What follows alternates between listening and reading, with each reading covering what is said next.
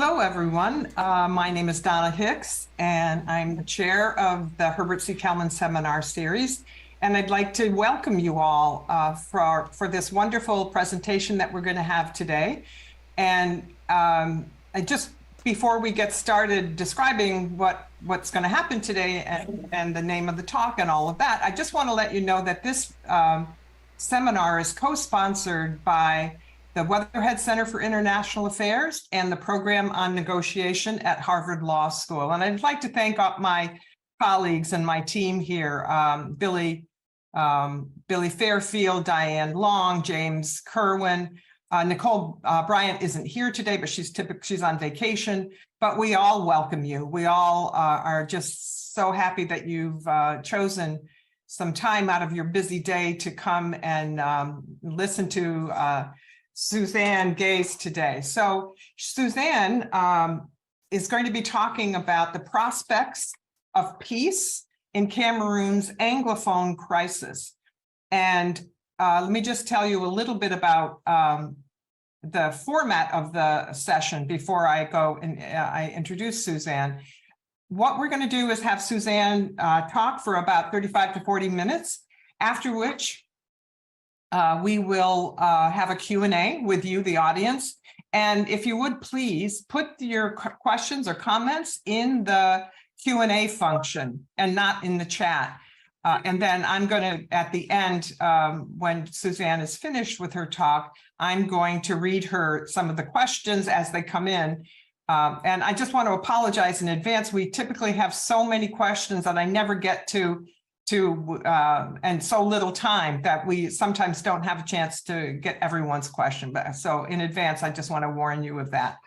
But again, today we are just thrilled to have Suzanne Gaze with us today. She is the principal, it's Dr. Gaze, by the way. She's principal of Gaze Mediation and Facilitation, LLC, and the executive director of the nonprofit Pathfinders for Peace, and has over 25 years experience as a mediator, a facilitator, and a trainer. She's helped resolve conflicts and build consensus in internal organizational matters and environmental land use issues, and is increasingly working on or in peace processes and political transitions. Her publications include Extreme Facilitation, Guiding Groups Through Controversy and Complexity, and she's done significant recent scholarly research on peace processes.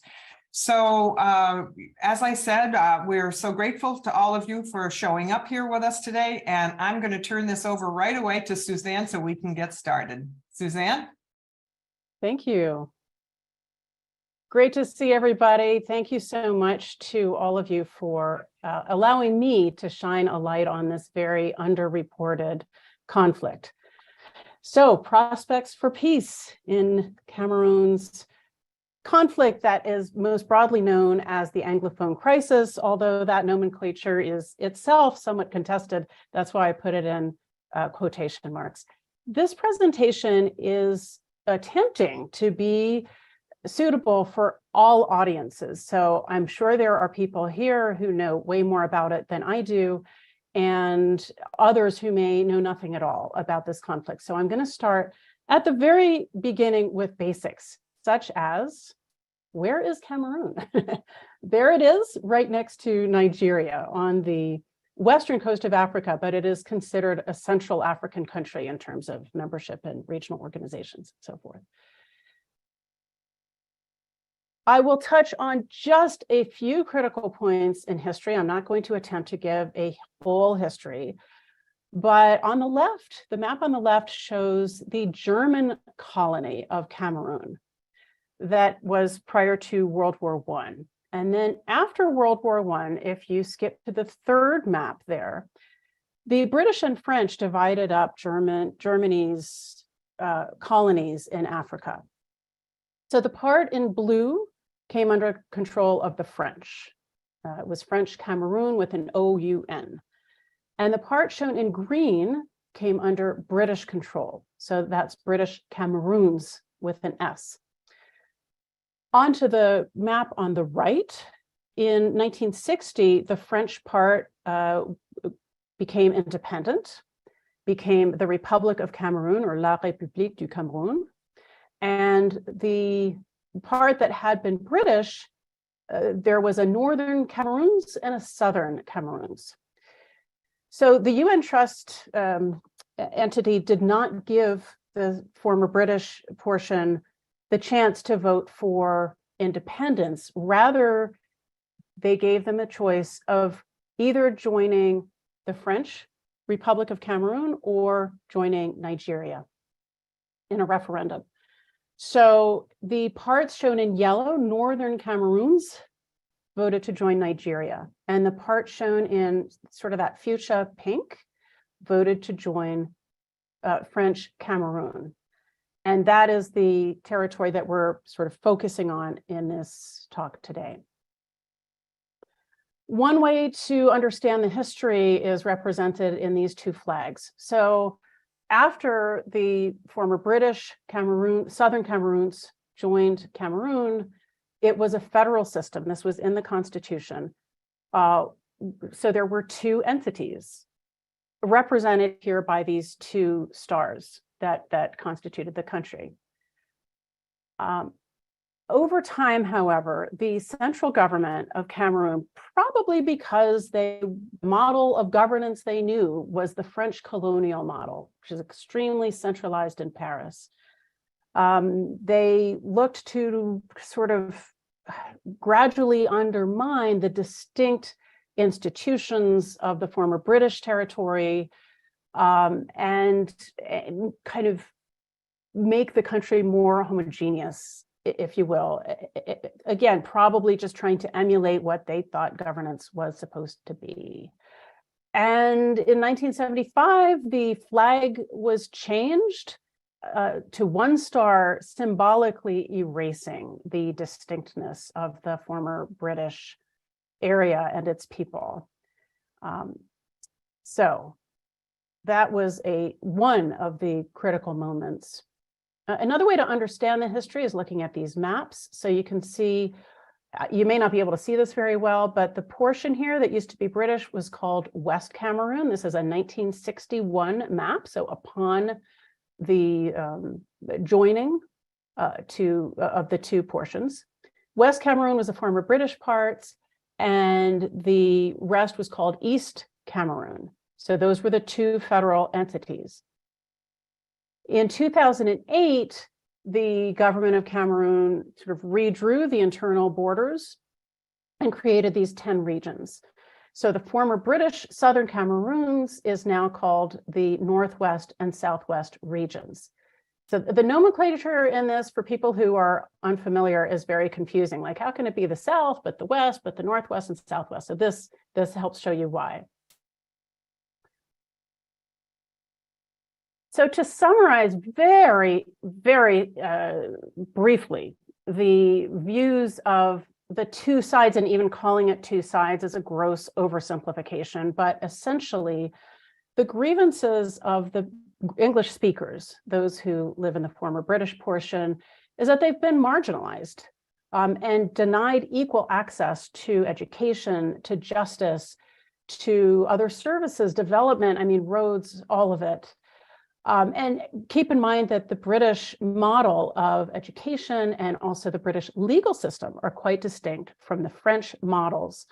And so the institutions were really different. And as I said before, the central government tried to undermine that distinctness of the British portion. And people who speak English and not French report having been kind of sneered at, humiliated, treated as second-class citizens since the beginning. On the government side, the view, at least in recent years, is that they have worked to address these grievances. And to their minds, this marginalization is a thing of the past. And they say, hey, we even held a national dialogue on these issues and are currently implementing its recommendations. I'll be going into that dialogue a little later in the presentation. But the recommendations included a special status for the again, what the government calls the Northwest and Southwest regions. So in 2016, as the central government was still sending teachers and judges and lawyers who didn't speak English into the English-speaking regions, there were mass peaceful protests led initially by teachers and lawyers, but they spread much broader than that. But there were violent responses by the security forces. I mean, this is often the recipe for how civil wars start in many places.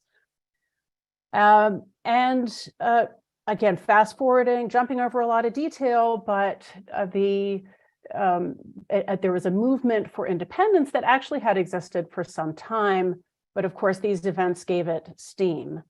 And so the independent aspirational country of Ambazonia, named after the Amba Bay, was declared October 1st, 2017, and this is its flag. The leaders of that movement, after there was a brief attempt at negotiation, the leaders fled to Nigeria. But in Nigeria, the Nigerian security forces captured them and imprisoned them. And so the original interim president of Ambazonia, Sisiku Ayutabe, was one of those imprisoned, and he is still in prison.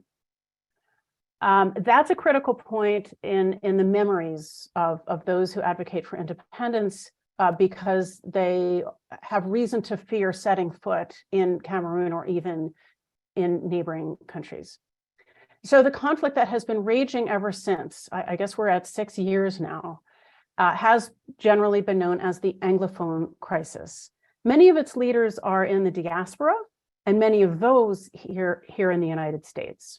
And I've met quite a few of them in the events that we held.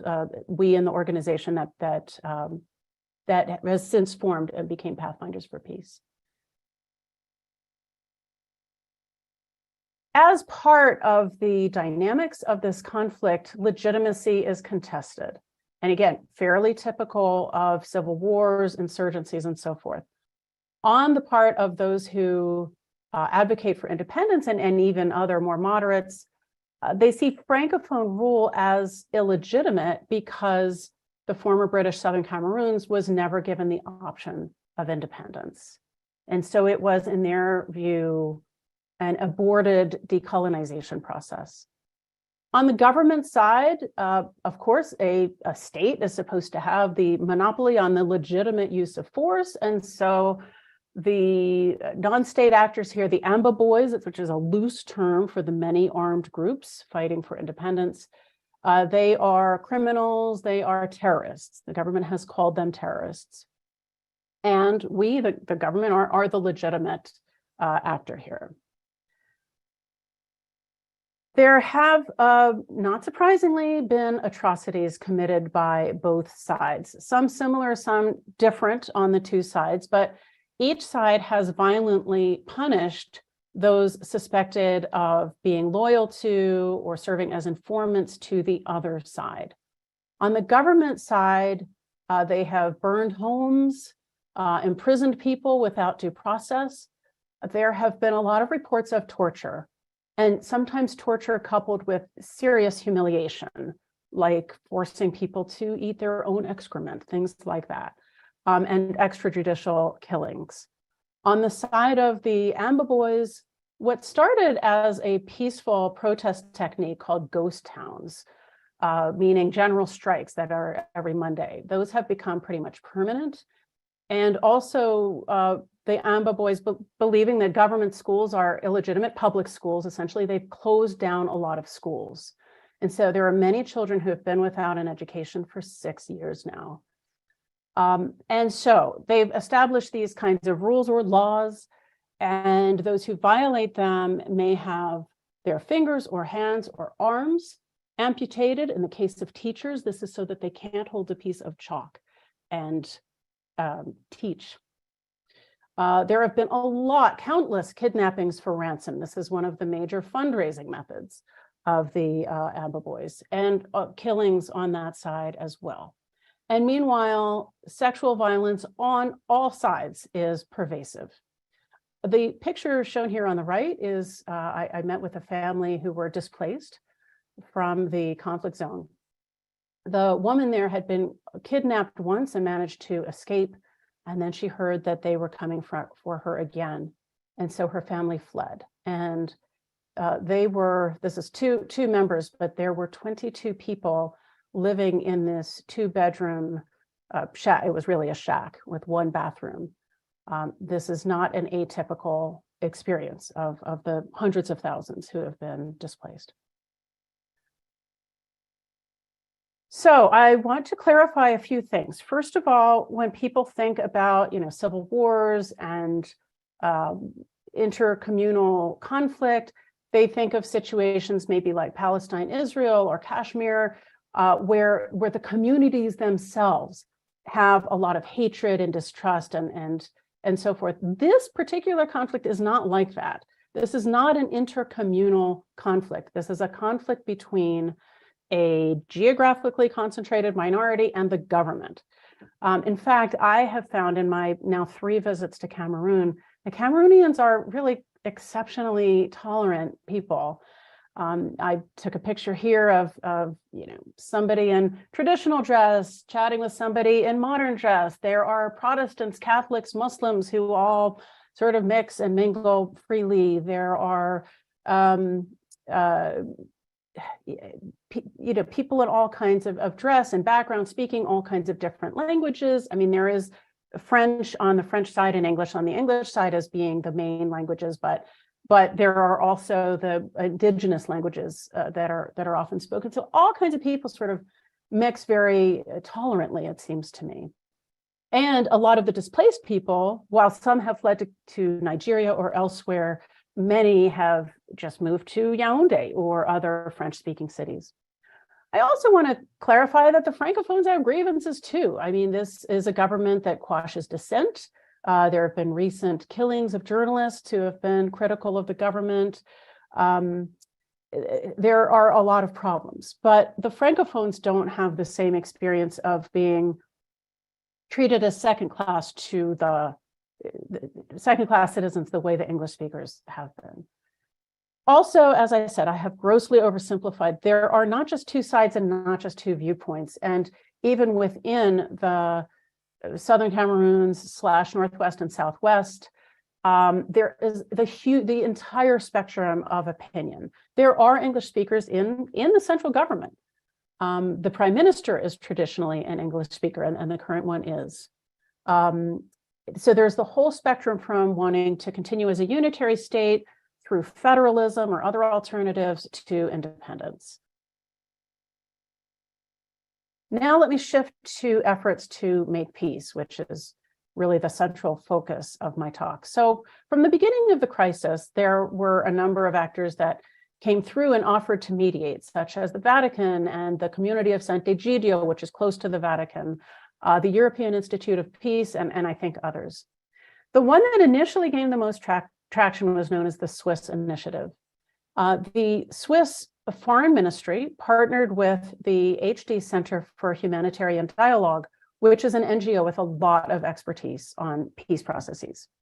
And the HD Center worked with several pro-independence groups, mainly in 2019. There was a series of meetings held, and they managed to help organize, out of the many different groups, pro-Ambazonia groups, help them form a coalition called the Ambazonia Coalition Team, or ACT.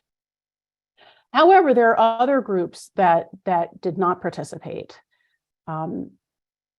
You might remember I mentioned Sisiko Ayutabe, so he was the original interim president of Ambazonia, but in early 2019, another group split off from that and formed a competing interim government. So that second group was at the core of ACT.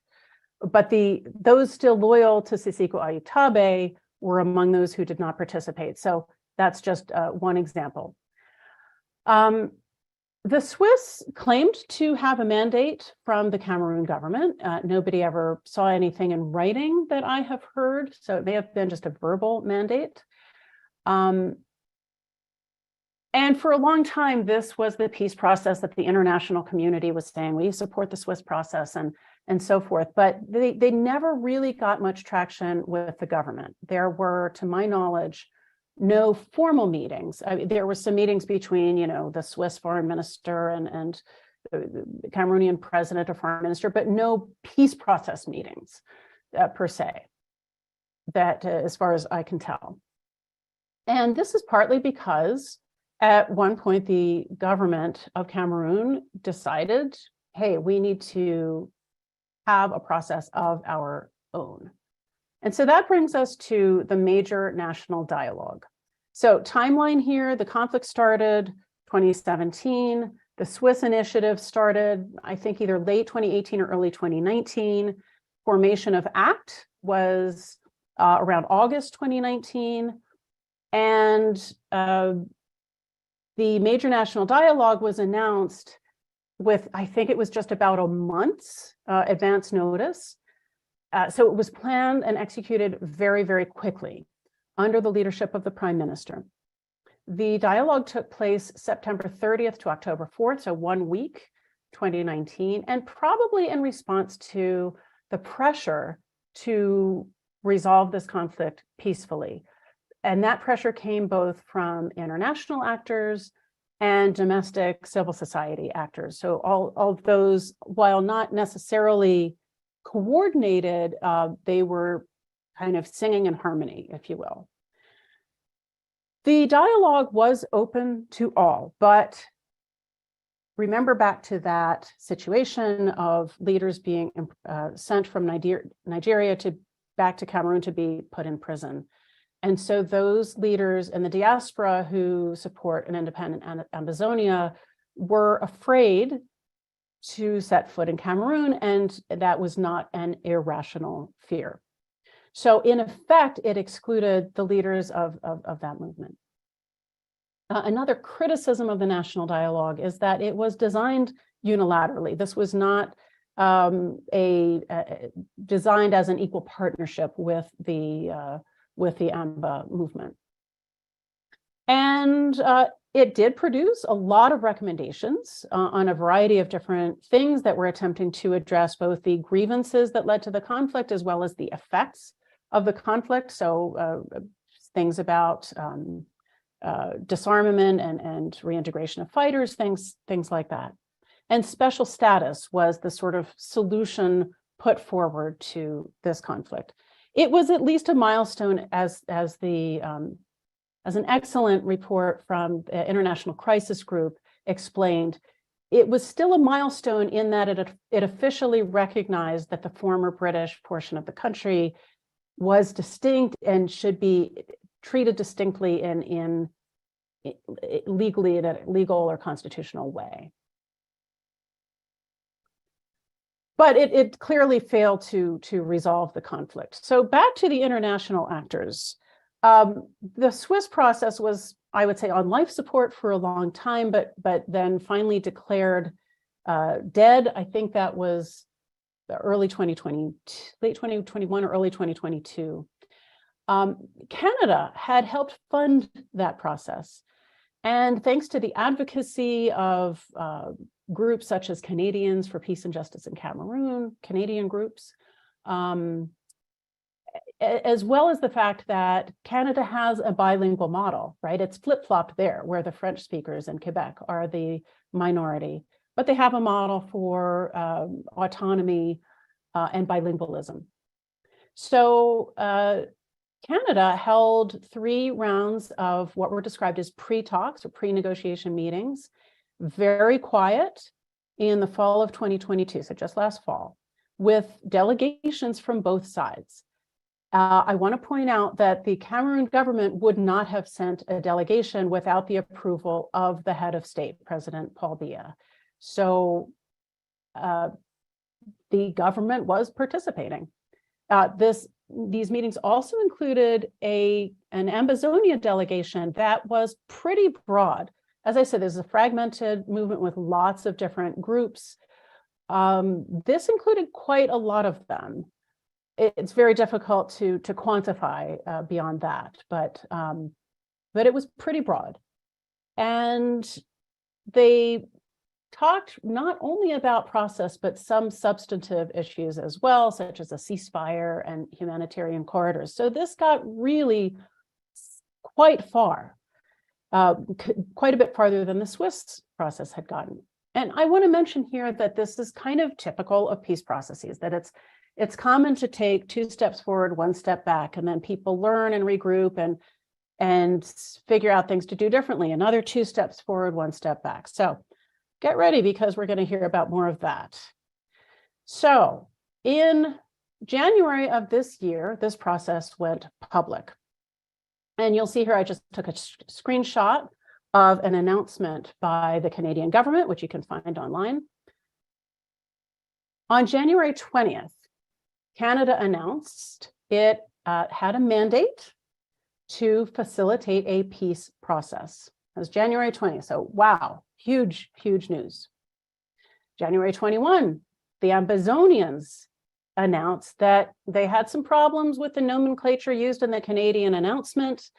The Canadians called it the Northwest and Southwest regions instead of the apparently agreed upon language of the former British territory of Southern Cameroons. But nevertheless, they said, we need to do this, we're still in. So who does that leave? The government. On January 23rd, the Cameroon government announced that it had not agreed to any of this.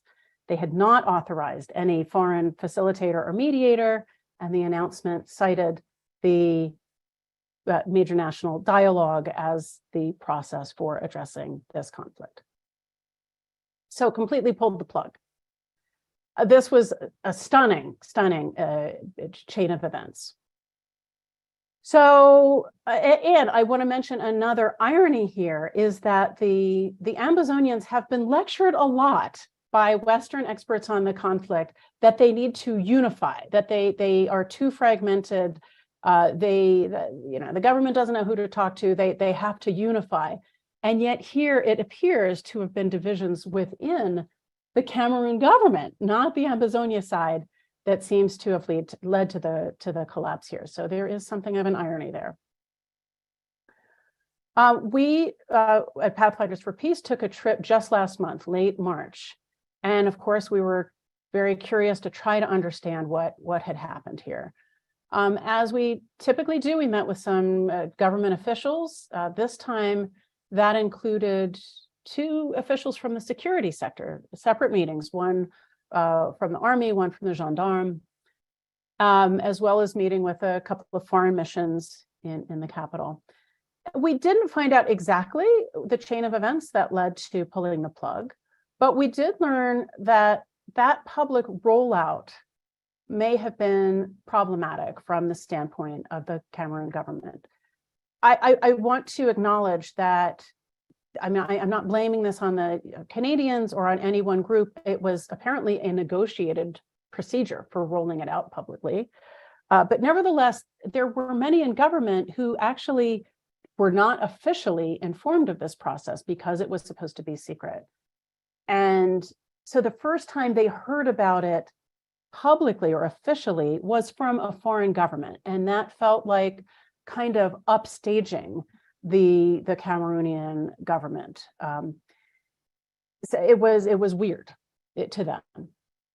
At the same time, and in comparison, especially to my last trip to Cameroon before that, which was in June 2021, we sensed a greater openness to the idea of negotiation generally as a way to address the conflict.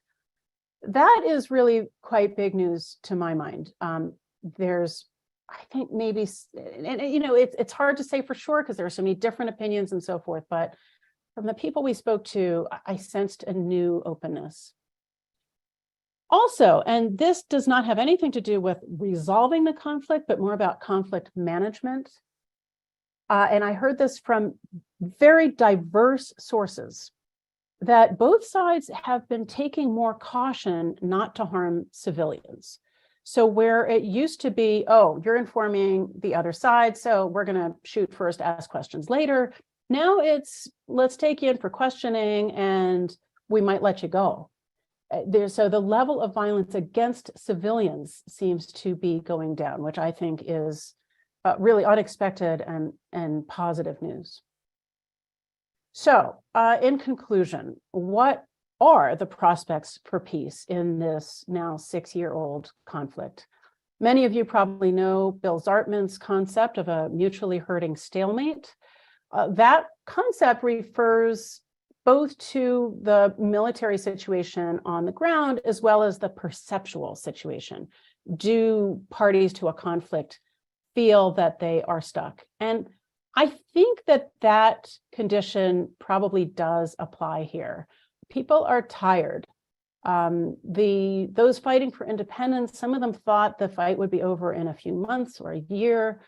The government is, wanted to say, oh, we're winning, this is a matter of time, but it's kind of dragging on. So I think that's one factor in favor of better prospects for peace. Another factor that I personally think is at least as important as the hurting stalemate is what is the attitude of the international community and how unified are they? And I think it is and has been true for a long time that foreign governments, at least, are more or less in agreement that there needs to be some political, peaceful solution here. Foreign governments also seem to agree that that solution needs to maintain the existing borders of the country. But there are a lot of options within that for more autonomy for the former British portion of the country. So there is a pretty wide agreement. I mean, there are permutations. A lot of people wonder about the French, who prefer to deal kind of quietly and bilaterally with the Cameroon government. But this seems to be where most governments, where all governments who care about this conflict pretty much are. One humongous unknown factor is succession of leadership of the country. President Paul Biya recently turned 90, and there are questions about his mental state. There's some signs that he may be suffering from dementia.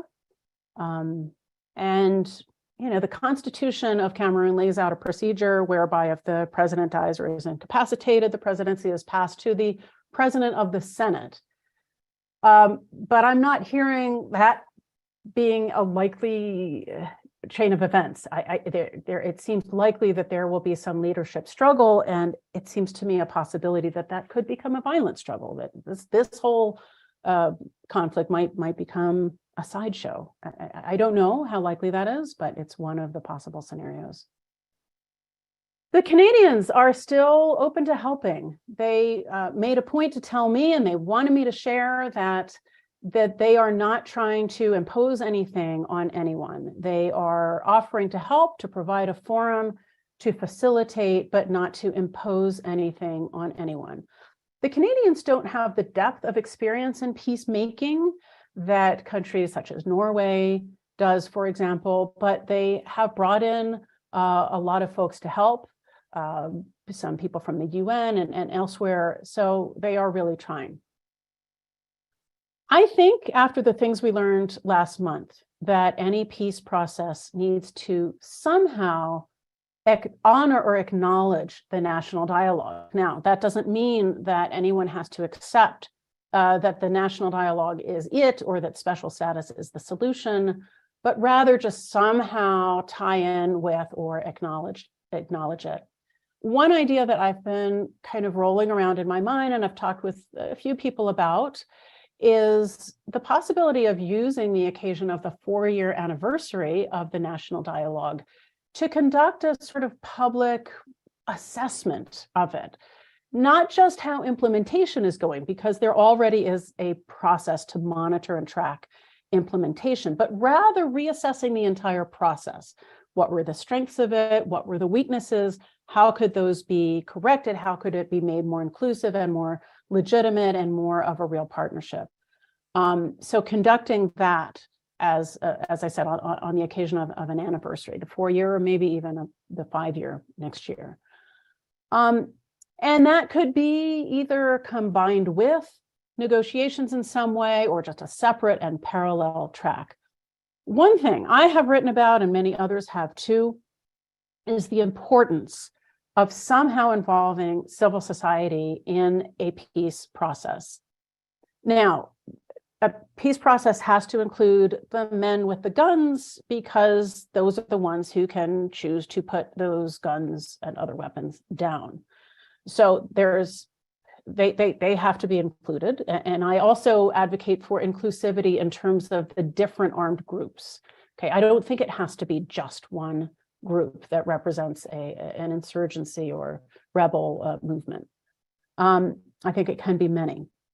But back to civil society, if the negotiations only take place between the men with the guns, there is a danger, and we've seen this elsewhere in non-inclusive peace processes, that it just becomes a negotiation over who gets what kind of political power, and it's too easy to ignore the conditions of the people on the ground and what are the political issues, the economic issues that actually need to be resolved.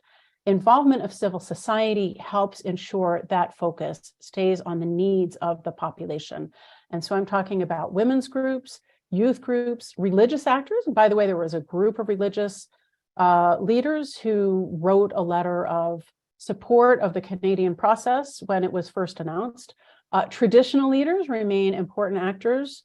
Human rights activists and other civil society groups are very important to have their voices in some way incorporated into a peace process. With that, I will turn it back to Professor Hicks, and I'll be delighted to take your questions both in English and in French. We can, I can translate any questions that we have in French.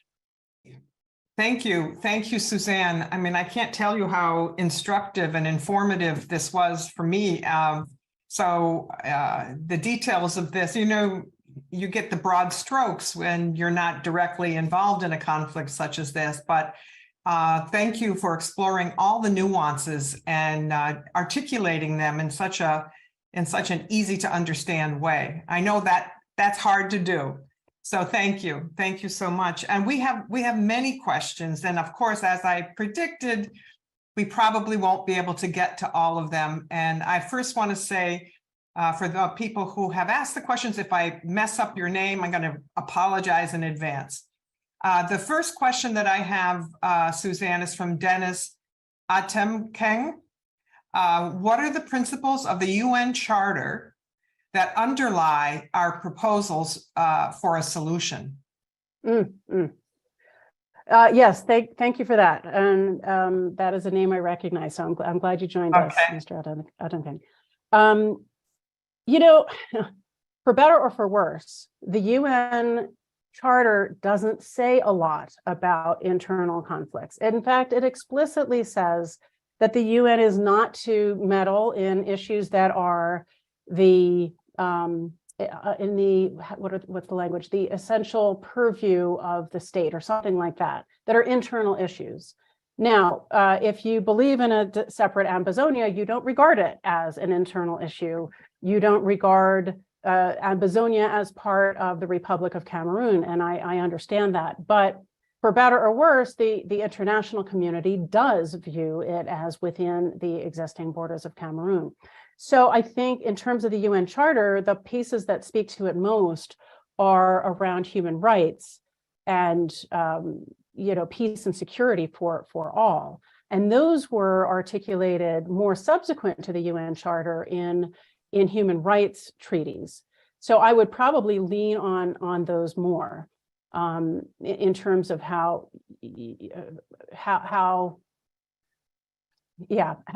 people are treated within the internationally recognized state. So I'm sorry, there is not much in the UN Charter. People talk about the principle of self-determination, but that norm was really more live around the end of colonialism.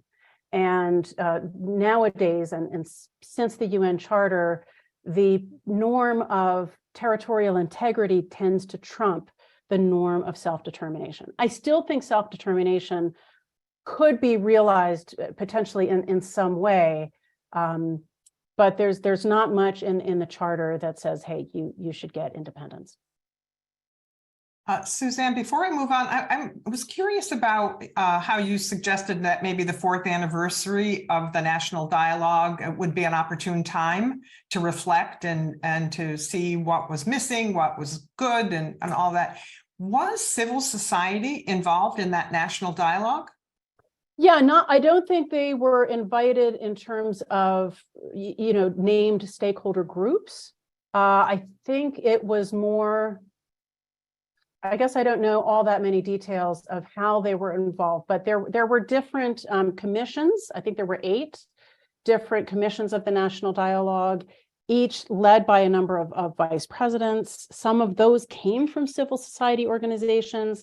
And then I think that the door was open for individuals to participate as individuals. So it was more, I guess, more akin to public meetings than stakeholder negotiations or dialogues. Yeah.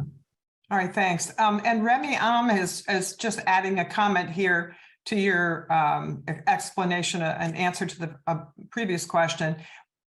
He's saying, but is it not an internal issue because there was no union treaty?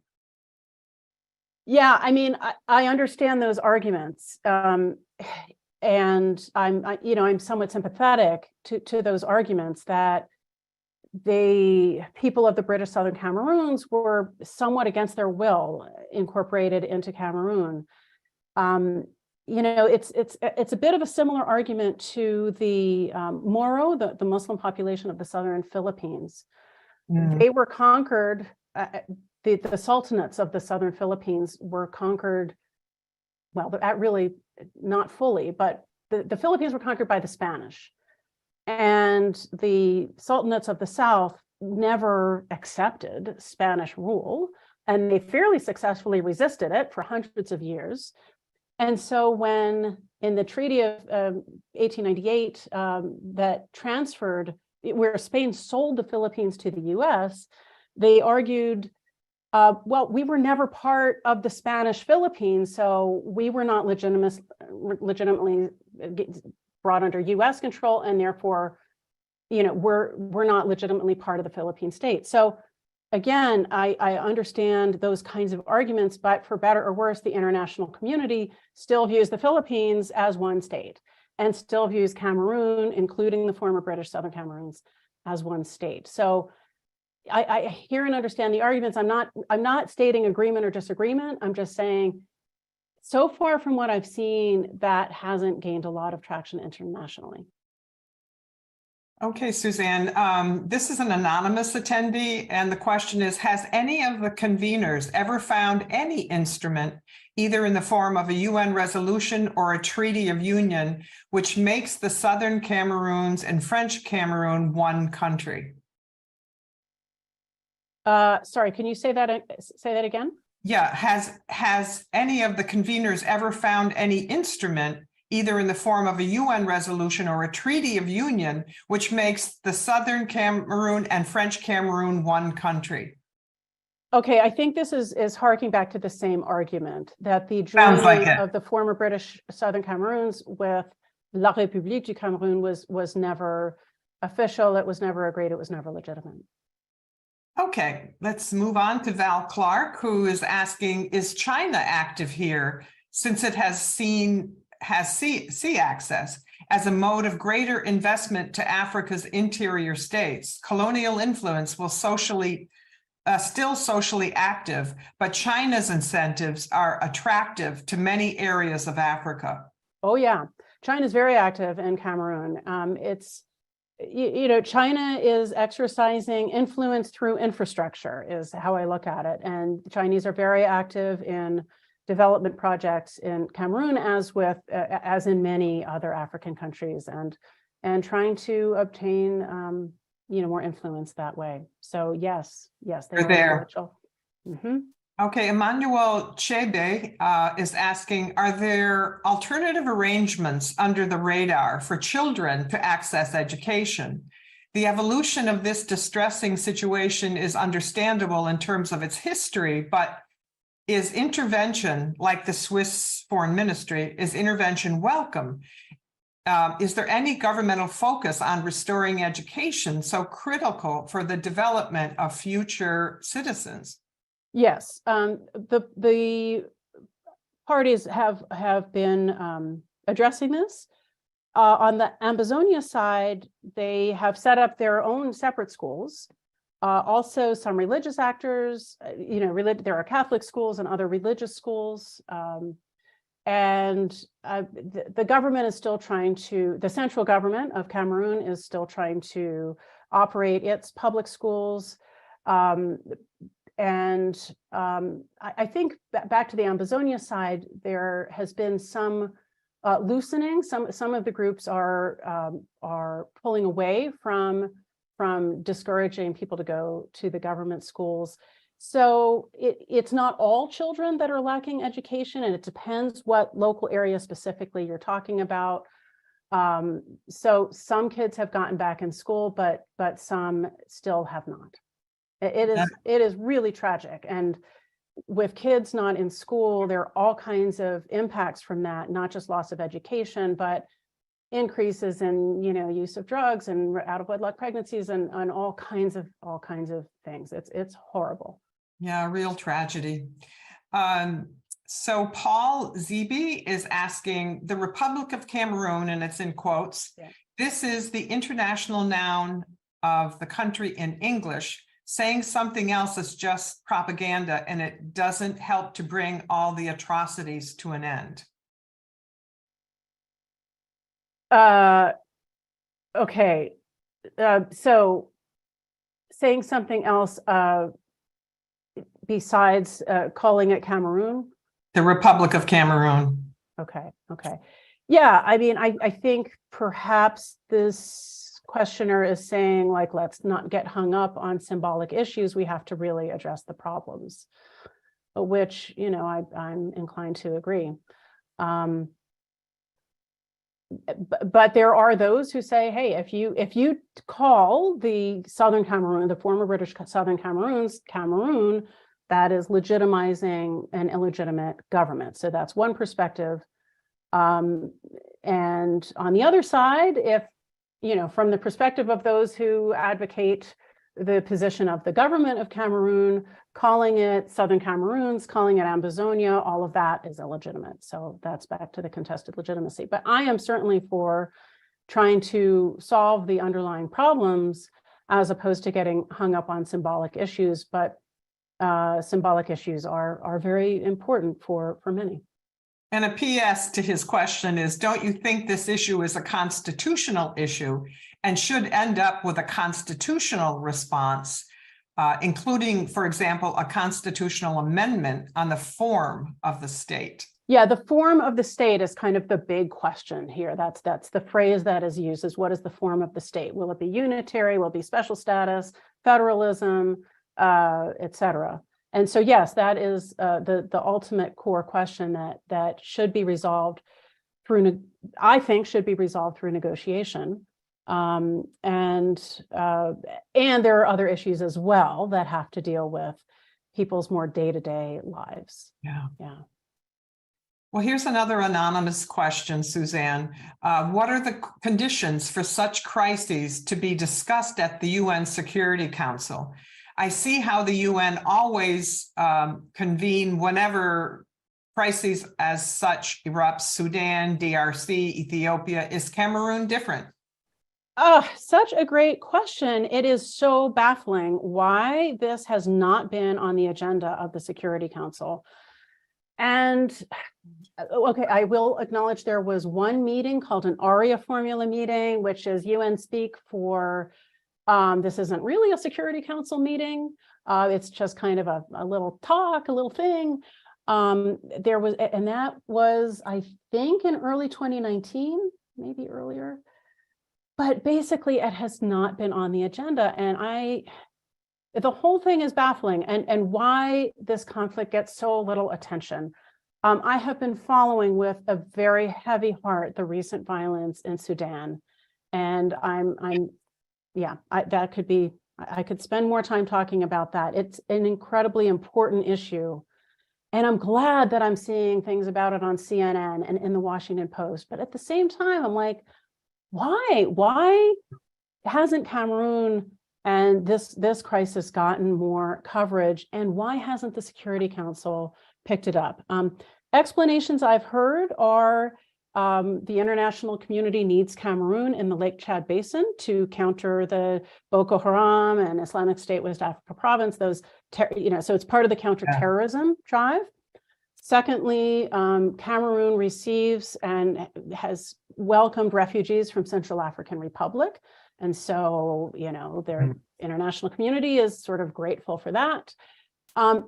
Paul Biya's age, at least among Africans, there is a very strong norm of respecting your elders.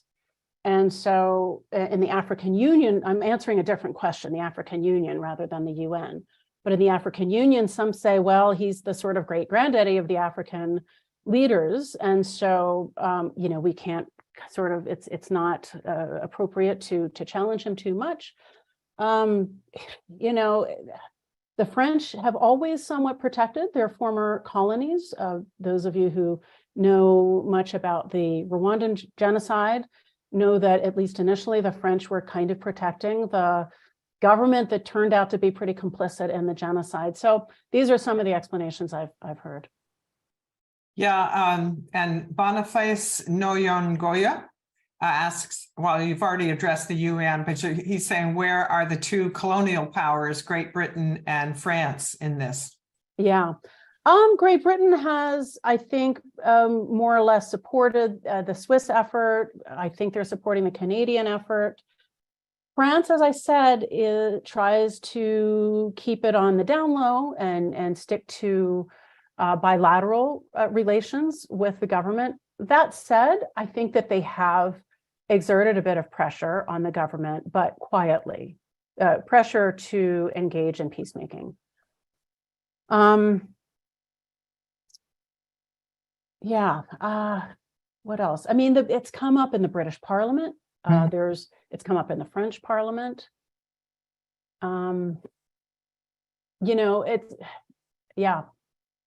So to some extent, everybody's sort of at a loss, as to what to do.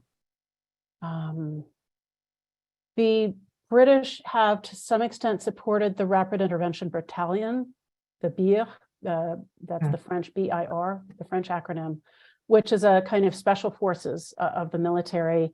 And there again, I think the concern of counterterrorism is the reason for that, but that same force has become active in the former British areas and at least allegedly, I'm sure it's true, violated human rights quite a lot. But hey, they're helping us in counterterrorism, so we stay quiet. I think that might be part of it. That might be part of it, yeah. So John Packer wants to know, from your professional perspective, do you believe the Canadian public announcement of mediation is, number one, usual, number two, smart, advisable, number three, now harmful, not just problematic? Presuming that you agree this was at least problematic, what do you believe it indicates? Yes, another name I recognize. So glad you're here, John Packer. To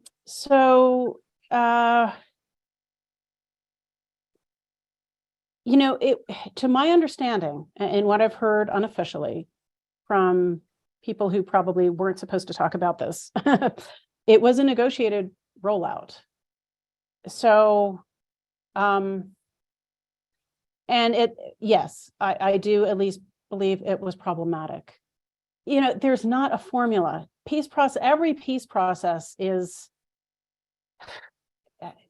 has to be figured out on its own. There are some lessons across peace processes, but each has to figure out its own path. So I can't say, oh, gee, normally this should be done in month 9 instead of month 3. Like I can't say that for sure. I do think it, in effect, was problematic. I wonder about the Cameroonian negotiating team and how much they were in communication with others within their government as this was happening. Yeah, maybe one argument is that it all should have just been still kept confidential. That it just shouldn't have been made public at all. And there are pros and cons to that. My mentor, Anthony Wani St. John, wrote a great book on back channel negotiations in the Middle East, the Israel-Palestine peace process. And, one among his conclusions is that, secrecy is really, really helpful in negotiations, right? To keep it out of the public eye so people can be frank and really dig in to the issues without performing to an audience. But over time, what happened with the talks that led to Oslo and so forth was that the secrecy prevented the ability of parties to build public support for what was being negotiated. And so then you had, Yitzhak Rabin assassinated shortly after as a result, and other, ultimately it all fell apart. So at some point, I think peace processes do need to become public. Was it too soon? Maybe.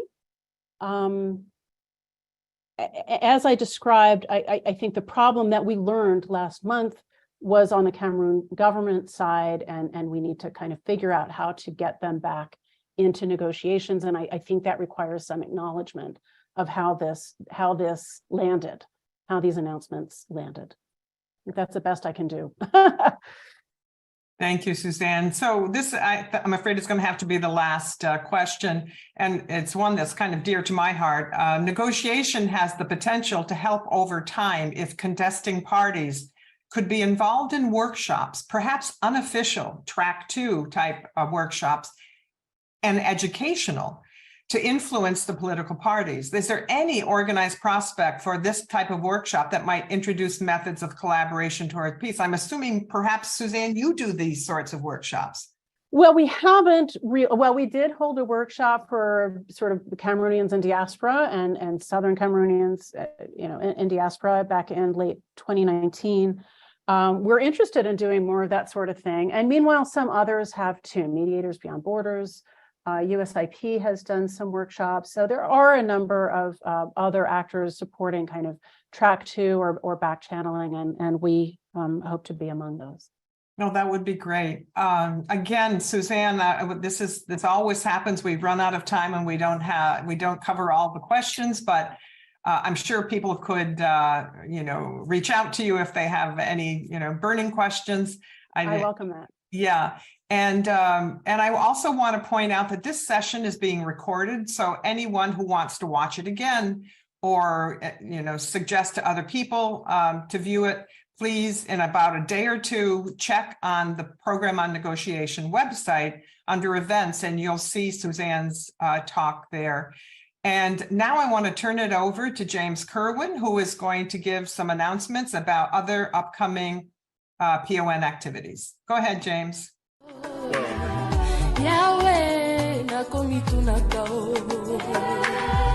Donna, and thank you so much, Suzanne. I think we learned so much in just a short time, and thank you for this work and your continued commitment to it. We really appreciate everything you shared.